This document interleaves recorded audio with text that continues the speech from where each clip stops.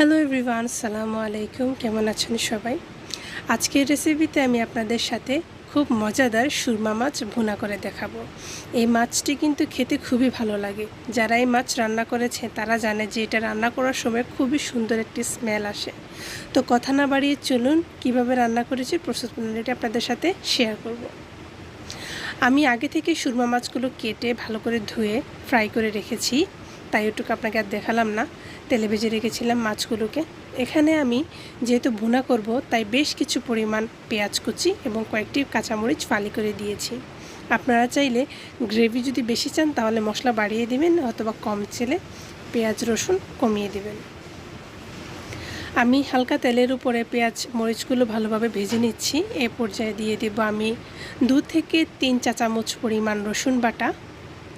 রসুন বাটাটা দিয়ে একটু ভালো করে কষিয়ে নেব। আবার দিয়ে দিব 2 চা চামচ পরিমাণ আদা বাটা। আদা বাটা এবং রসুন বাটাগুলো দিয়ে একটু কষিয়ে নেব। তারপরে দিয়ে দিব গোটা মশলা, যেমন 3-4টে তেজপাতা এবং দারচিনি। লো টেম্পারেচারে মশলাগুলো আস্তে আস্তে কষানো রাখবো। এখানে পর্যায়ে দিয়ে দেব আমি স্বাদমতো লবণ। এখন আমি কিছু টমেটো ফালি করে রেখেছি। এখানে আমি 1 থেকে 2টো টমেটো ফালি করে রেখেছি। সে টমেটো ফালিগুলো এখানে দিয়ে দেব। আপনারা চাইলে টমেটোর পরিমাণ বাড়িয়ে অথবা কমিয়ে দিতে পারেন, ভালো না লাগলে স্কিপও করতে পারেন। দিয়ে দিলাম স্বাদমতো হলুদের গুঁড়া, মরিচের গুঁড়া, ধনিয়া এবং জিরের গুঁড়ো। আপনাদের মশলার উপর নির্ভর করে কিন্তু আপনারা গুঁড়ো মশলাটা কম বেশি করে দিয়ে দিবেন। এখন ভালো করে মশলাগুলো কষিয়ে নেব। এ পর্যায়ে আমি দিয়ে দিব 2 টিস্পুন পরিমাণ টমেটো পিউরি। আপনাদের বাসায় টমেটো পিউরি থাকলে আপনারা এখানে ব্যবহার করতে পারেন, এতে করে স্বাদটা খুবই ভালো আসে। দিয়ে দিলাম একটু মাংসের মশলা।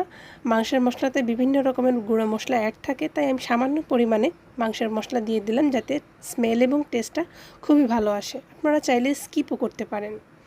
এখন সামান্য একটু পানি দিয়ে মশলাটাকে কষানোর জন্য রেখে দেব। 2 থেকে 3 মিনিট মশলাটাকে কষিয়ে নেব। কষিয়ে নেওয়ার পর এখানে দিয়ে দেব ভেজে রাখা মাছগুলো। বন্ধুরা, তোমাদের কাছে যদি আমার ভিডিওটি ভালো লেগে থাকে অবশ্যই আমার চ্যানেলটি সাবস্ক্রাইব করবে এবং লাইক কমেন্ট দিয়ে পাশে থাকবে।